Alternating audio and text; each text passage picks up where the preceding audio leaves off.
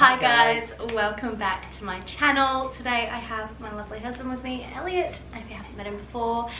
We're basically doing our budget video that a lot of you requested to see. So for those of you, if you're new to my channel, we are a family of 3, soon to be 4, and we are living off pretty much one income and some Centrelink money. So a lot of people these days have to go back to work because of financial abilities, or I guess the inability.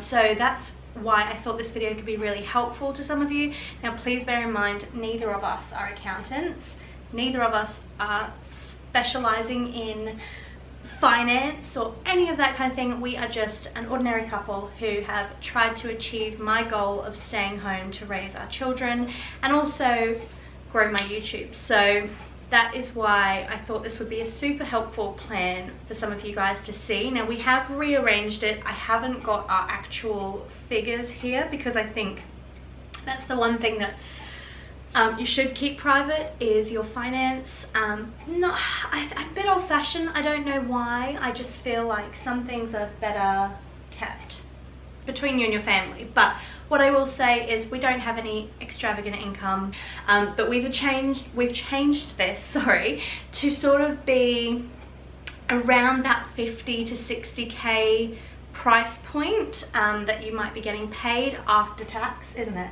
You've arranged it after tax, yeah. So this is after any superannuation or tax. Ow, ow.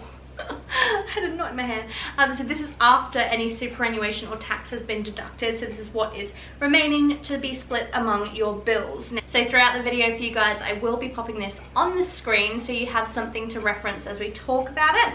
But what I will also be doing for you is leaving a link in the description so you guys can download it at home if you wish to use something similar, or well, this is not something similar, this exact one. Obviously you'd need to switch it out to be what's relevant for your bills and things, but this is what we have found to be the most effective.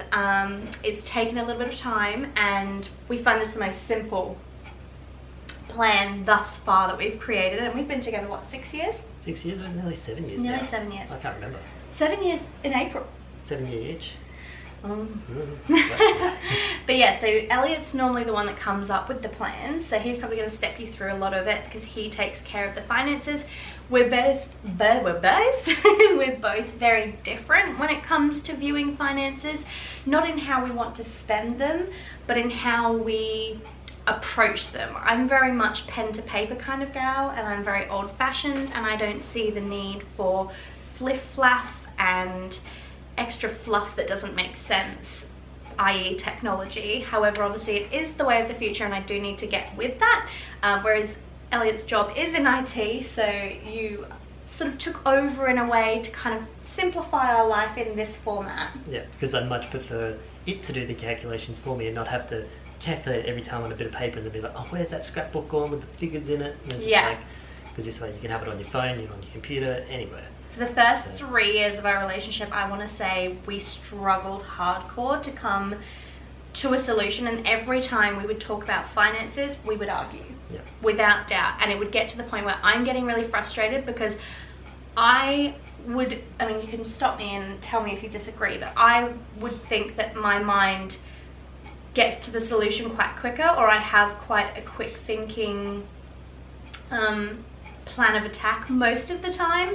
So, you know, if we have a certain amount of money, I can kind of see where that all needs to be allocated, and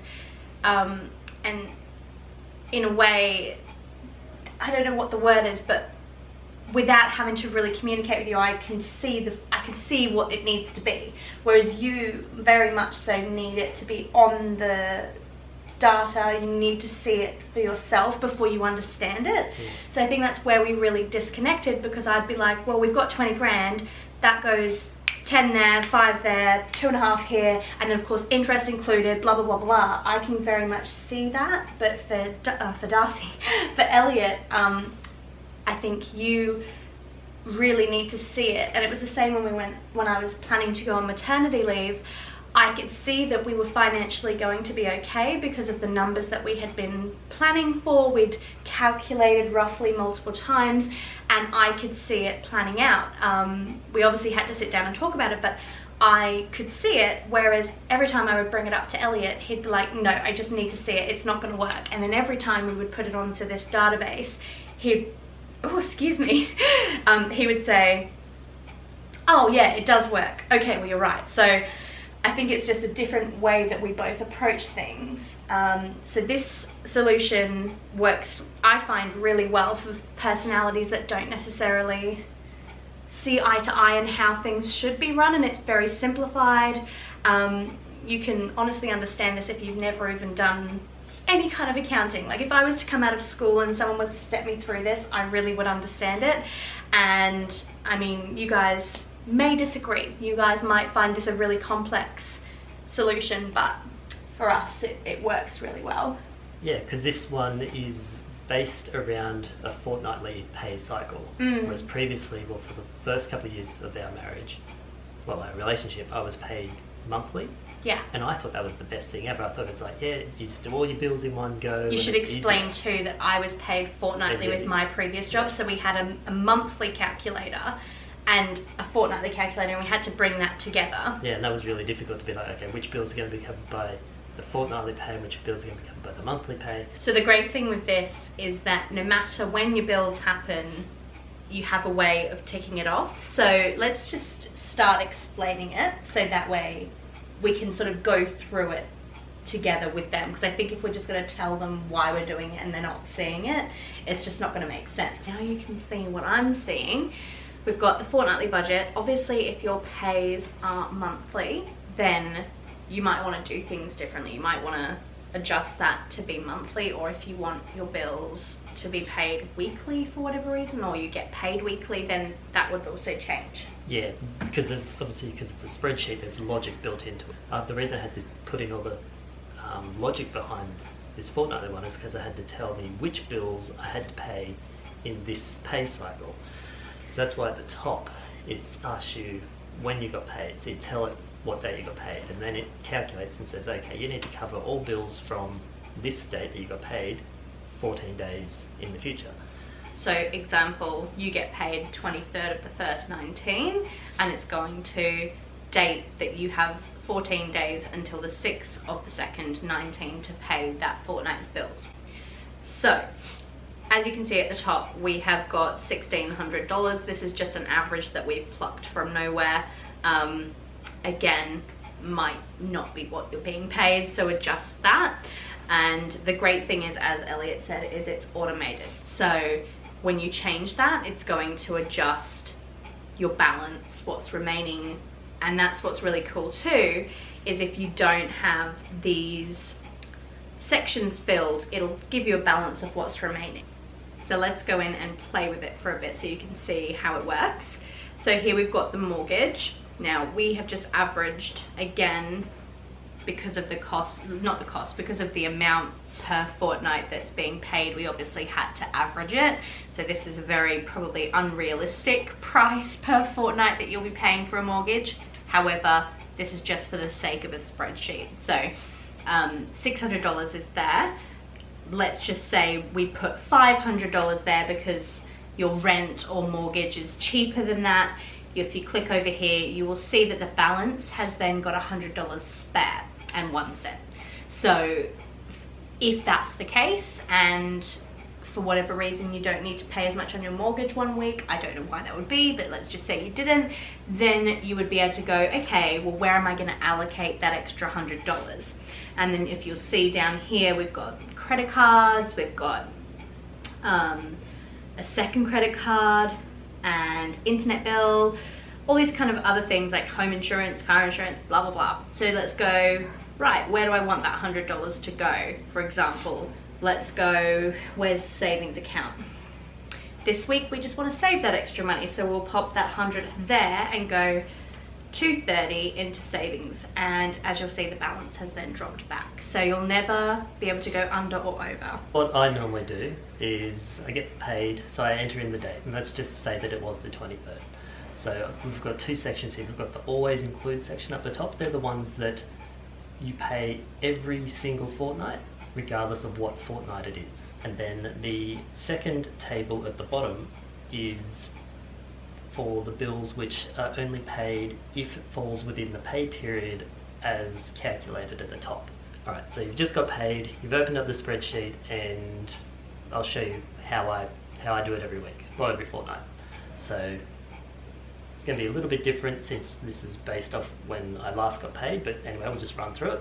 So come in here, you enter the day you got paid, so 23rd of the 1st, 19. And then it calculates to say you need to cover all the bills from the 23rd of the 1st, 2019 to the 6th of the 2nd, 2019. What you then have to do is come through and put a yes next to every bill which falls between the 23rd and the 6th. So you can see that there's a date down here next to all the bills. Obviously your bills are going to be different, so you need to adjust the dates in here. And I kind of looked at the average of when they came out, because sometimes the 13th might be a Saturday, so it might not come out on a Saturday. So you kind of have to look back on your bills to see, okay, on average it comes out on the 13th, and just do it that way. And if you're not sure, put it a day early, because then at least you're not going to be late with it. And if you're really strict and you don't ever want to get caught, put it a couple of days early. Yeah, exactly. So you come through, so I'll just take out these, just pretend they're not there. So the reason that the yeses are there is, as you said, you need to figure out what what dates are in that fortnight. So he's just laid out what fields so that the balance amount can adjust accordingly to the Y's. Yeah, because this will only add up the value in here if there's a Y next to it. So I haven't removed any Y's at the top because that's my always include column. Because every fortnight I include those values, no matter what it is. So then down here, this is where it changes every fortnight. Yeah, so you'll never remove these Y's if they always come out in the fortnight. Because if it doesn't always come out in the fortnight, they won't be in this column, they would be in this column. Exactly, and that was the biggest thing that I had to try and get my head around, is like figuring out what ones I always pay, and then, okay, this fortnight, which bills do I pay? And that's why this is the simplest way that we've been able to figure it out, is to just calculate what days they fall out and then pay them only if they're due within the next 2 weeks. And this is a great solution to finding out if you're going to be, like, for example, if you're planning to go on mat leave and you haven't yet got an idea of finances and you're just relying on the one income, go through and put Y's next to all of your bills. So say, for example, you had a good, I don't know, I'm just going to randomly put these in. Obviously the dates don't really line up, but let's just randomly go Y, yes, Y, yep. That's coming out. Oh crap, I've got minus $49.98 to figure out. So we actually found that when we were planning to go on mat leave, we had to cut a few things out. So as you can see, we are a bit luxurious in the TV department. We have got Hey You, we have got Netflix, we've also got Spotify, which is a music system. Yeah, we're pretty luxurious, and we've also got Foxtel. I don't know if that's in there somewhere. That falls under internet. Okay, so under internet is also Foxtel. So we are very blessed to have a lot of TV options, and if we were to be looking at having almost $50 each fortnight, or particularly maybe this one fortnight that it fell on, we would look at eliminating something from our bill section that we can choose to eliminate.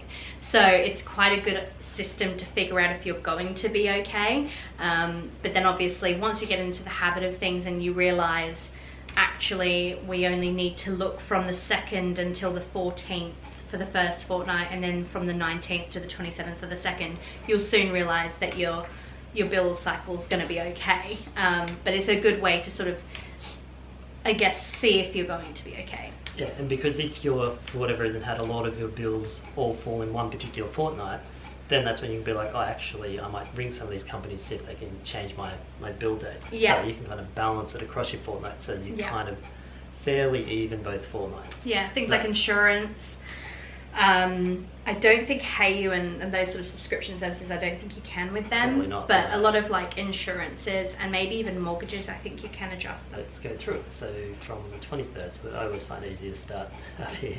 Oh, just a one you haven't mentioned yet. This last column that's under account. Yes, so I figured that would be the next part. Okay. And then that'll go into explaining how we've set up our accounts. Perfect, yeah. Alright, so we'll do this, yes. Now I never tick savings until the end to see what I'm going to be left with. So what does, the savings, you mean the joint savings? Yeah, and see how I don't have a date for savings? Because otherwise if I did have a date there, it wouldn't work, because there'll be some fortnights would have savings, other fortnights wouldn't. Right, so if you guys didn't catch that, what he's saying is savings is a luxury, essentially, Yep. and if there's any money out of the 300 left after the bills need to come out, then he puts a yes there. Yeah, and so we'll get to that. Yeah. So we'll keep coming through, so we'll say yes there, because it's 2nd, 6th, and 6th. So you'll be like, okay, all the bills are covered between the 23rd and the 6th. So you're like, great, I've got $130 spare. Just a question, because I have a question that I'm sure these guys are thinking. Yep. So you said from the 23rd, so that's the 27th down here. Yep. Ticked yes, Yep. and then gone up to here. Yep. Right. And then I'll be like, okay, I've got $130 left. I've covered all the bills. So What do I want to do with the 130? You might want to put that onto your credit card as extra pay. Exactly, because we do have a credit card extra one here. Because we're covering, so we cover the monthly minimum of the credit card purely just alone by the always include column. Then I've got an extra one here. Mm-hmm. So if for whatever reason one fortnight we have an unexpected bill, I know we can take it from here. Or I can be like, oh look, we don't have any other bills this fortnight that we weren't planning for, like if one of it gets sick or something like that, then I can be like, okay, I can put all of this onto credit card extra, for example, or put it all onto joint savings here. So I'll be like, yes, I'm going to put it all onto savings, so I'll put a yes here. And now you can see it's taking the balance down to 1 cent. So, and if you wanted to, for example, not do the whole 130 on the savings, then you would adjust the amount. So you'd put the yes there, so it's incorporating it into the mathematic equation, and then you would adjust the amount, and that will adjust the balance. So for example, you might want to say, you know what, I don't want to do 130 this week, I can only afford to do 60 into savings. The camera died again. So as I was saying, you might just want to do 60 into savings that week and put the other 70 onto the credit card, and then that would balance it out again. Yeah, and now you're going to explain the accounts. Yeah, so I feel that it's taken a long time for us to get our accounts to a point where we can both understand what they're for and what money's in there. And nicknaming them is the biggest tip we have. Yeah. And having lots of them too. Like, even if you think that you're only going to keep a few dollars in that account, for example, accounts that we don't often use is personal savings accounts for either of us, because it's a luxury to have savings at this point of time. Exactly. So even though they're not really being utilized at this stage, we still have them there as options. Yeah. And Yeah. So what it used to be like for us is that we'd have just a few accounts. So you had your own personal account, I had my own personal account. We had a joint transactional card account and a joint savings account. This is when we were first together. Yeah. No kids. So we put our pays together fairly early. No, we didn't. For a while there, we first just got paid into our own accounts, so we transfer money into our joint card account. It was soon after we moved in together, which is pretty early on. Alright, so we would put our pays into the same account and then either figure out that yes, we'll cover this much for fuel and food and groceries and stuff like that over the next fortnight for you and month for me, and then put some into savings and keep the rest for ourselves, I guess. So it'd be hard to know what money is left in there and what it's meant to be used for. Like, has this bill come out yet? Have you done this shop yet? So it's really, really confusing. So now the way we have it, if I just turn on my other notes. Yeah, because because we had so little accounts, I'd have to do grocery shopping out of the savings account and other things like that, and then we would be like, well, we've got no savings left, why is there no savings? And it's because we were sporadically putting extra fuel in the car or going out for extra meals or things like that. So more accounts allowed us to keep track of, maybe we were being more frivolous with our spending than we thought we were. and it helped us stay accountable for the savings that we have, because I think that's the biggest problem that a lot of people have, is going from 2 incomes to 1 income.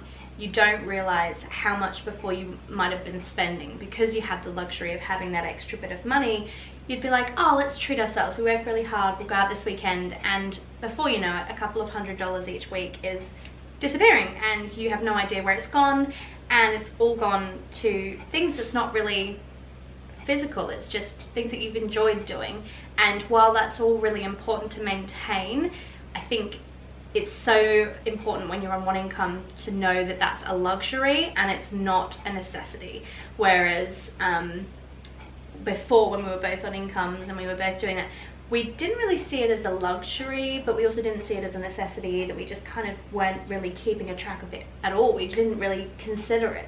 We didn't notice we were spending it until we looked at our accounts, and we'd always be like, oh, well, there's $15 at this takeaway, and then there's 30 at this, and then it's all adds up, you know, it's all the little things that you don't realize. And so having the $200 in your savings account keeps you accountable, and it's like, okay, well, as soon as you see that 200 drop to 180, you're like, well, we've only got 180, so make sure you don't spend too much, you know, keeps you accountable.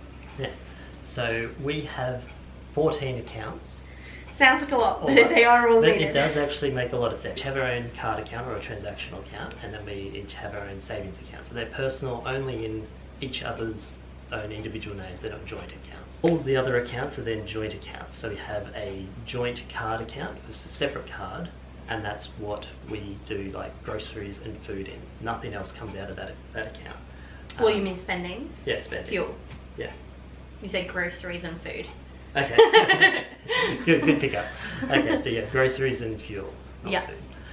And we also occasionally get a few, like if I shop online or something, or I do something, I might use that card, but I always transfer internally from an account. Yeah. That's the only time we use that card, just FYI. So then all of our automatic bills come out of its own card account. So it's its own transactional card, it's a physical card that we could use if we want, but we just leave it in the cupboard, and then... Yeah, we never touch it, like it's not in our wallet at all. Yeah, so then that's what all of the bills come from. So anything that's not a manual bill that I pay, like some of the bills I do manually because I want to be making sure they happen, and I want to, because some of them, they change sometimes.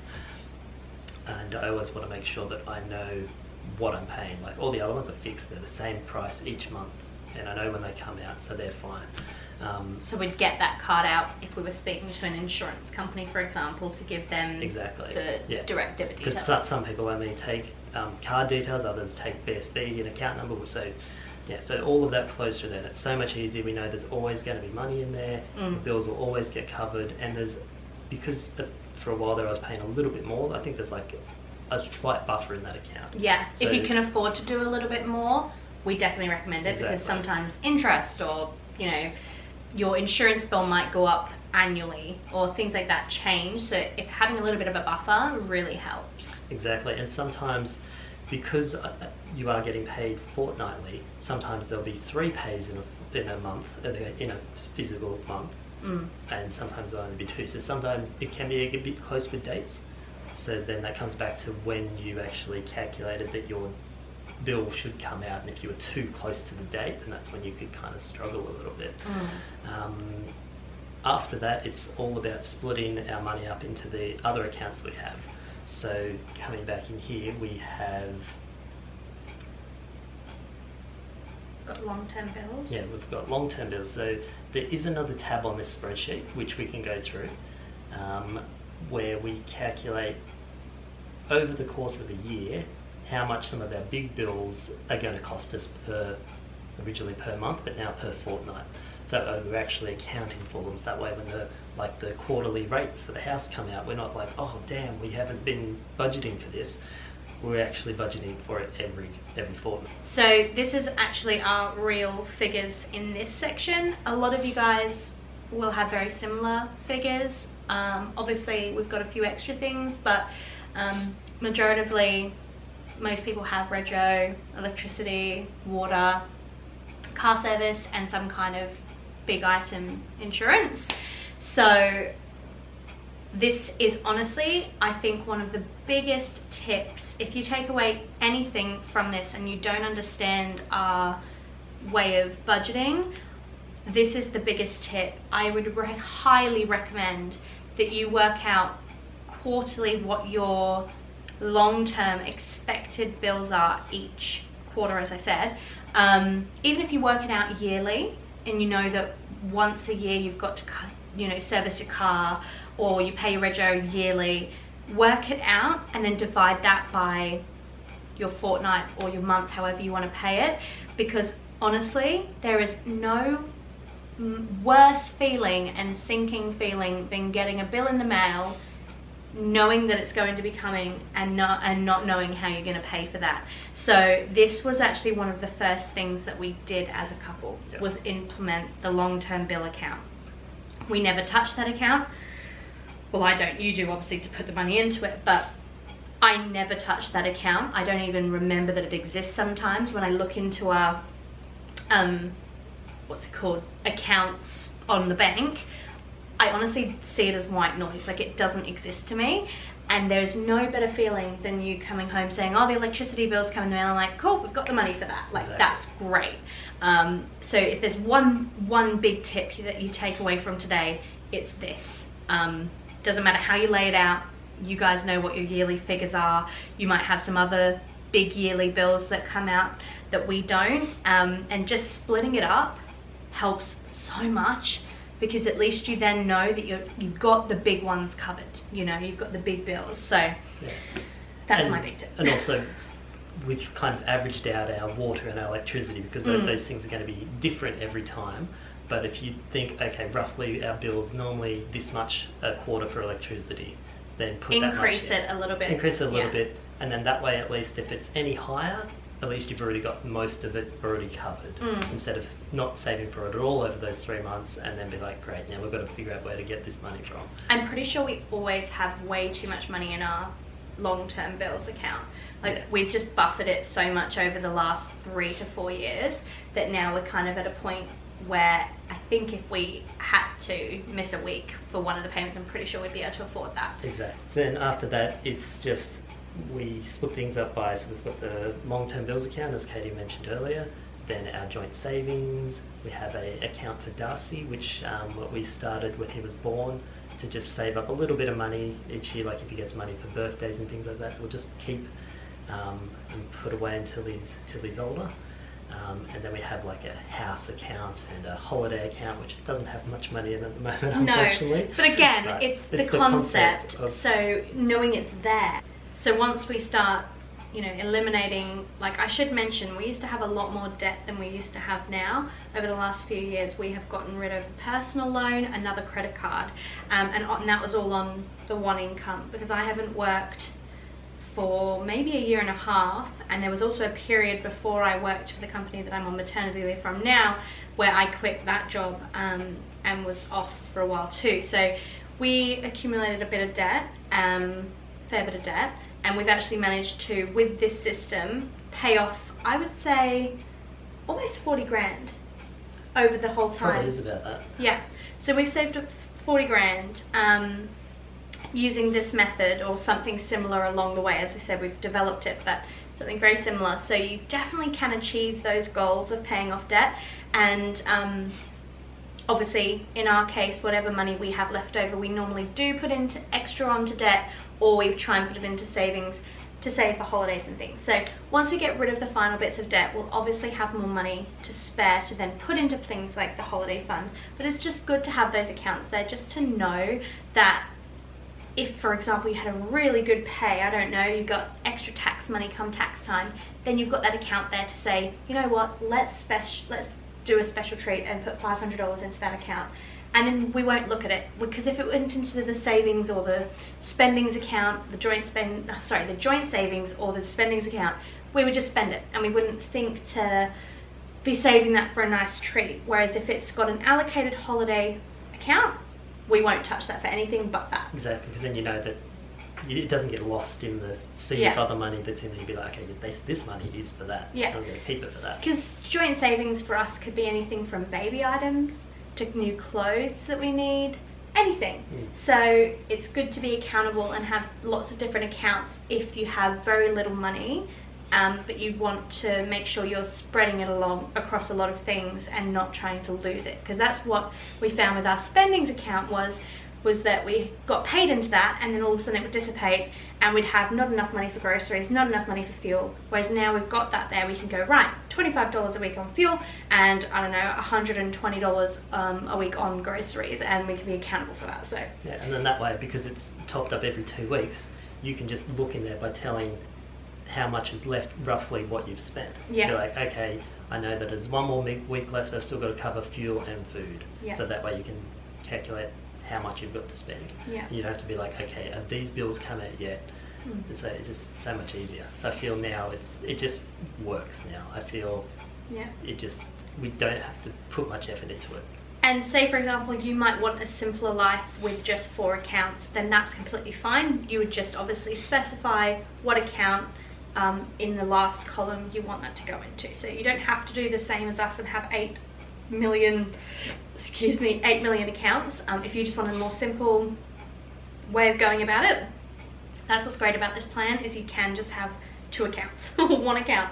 And obviously if you don't have a mortgage, it's not going to be relevant to have mortgage accounts, and it doesn't matter. That's completely fine. You don't have to have that. It's just an extra little feature that we have included. Exactly. Yeah. And if you've got another person like your partner that might sometimes need to do it, at least this way, if they open this spreadsheet and say, okay, I know I need to put the money into this account, or pay it by BPay to, say, if you have to pay a credit card and it's with a different bank, and you know I need to do it that way. Yeah. So at least that was my biggest fear, was the way that we did it before. I said to Elliot, if you were to die tomorrow, I would not know what to do. I would not know. Far too complicated. I admit that now as well. And as much as I said that I get concepts earlier, if it's in this kind of form, it does freak me out, because automated things, I don't get it, I don't quite understand it until I'm shown. But I feel like if you were to, you know, not be here tomorrow, touch wood that doesn't happen, but if you weren't, I could come in here and somehow grasp the concept of what we needed to pay and when. Yeah, I think it's a good solution. But to you guys, you might be at the end of this video going, holy crap, this is not easy, this is not simple, and I'm not going to implement this. And if that's how you feel, that's absolutely fine. I'm sorry that it's more complicated. I promise you, once you've actually got it in place and you're doing it, it doesn't seem very complicated. It might just sound it, and to some of you, and I hope the majority of you, I hope this has helped. I hope this is going to be something that you will understand and be able to implement in your life and make your life a little bit more simple, because I know that finances can be one of the biggest, not rivalries, but points of conflict in a marriage or relationship, and particularly when you've got a looming baby impending on you and you're not sure what finances are going to look like, and all of this, it will help a great deal. And if it can simplify your life like it has for us, and we can help you guys, then that's all we would love to come from this. So if you have enjoyed today's video and we've helped in some way, please give the video a big thumbs up. Thank you for coming on and explaining it, because obviously I don't do a lot of this, but I obviously get the concept because it is quite simple in my opinion. But yeah, and leave us any comments down below if you have any questions about this layout, or if you need help trying to figure out what account or anything like that, and you want any kind of help, please leave the comments down below, or feel free to send me a message and we will be happy to help. Might be a response from Elliot rather than myself in some cases. Yes, I might be a bit more active in the comments feed on this one. Yeah. Because we will leave a link in the description to a Dropbox link of this file, so if anyone does want to download it. Even if you just want to download it and you're not quite sure of what we've been talking about and you just want to have a play around with it and kind of make it your own, go for that as well. I would absolutely love to hear any of your stories of success if you do implement it. And lastly, don't forget to subscribe. We are here as a couple who are on one income, as I said, with kids, the second one coming on the way. So we've got lots of great video ideas coming up this year. I also have a mukbang series where I talk about all things motherhood, and I would love it if you would join our journey. Yeah, see you guys in our next video. Bye. What does perfect even mean? Is there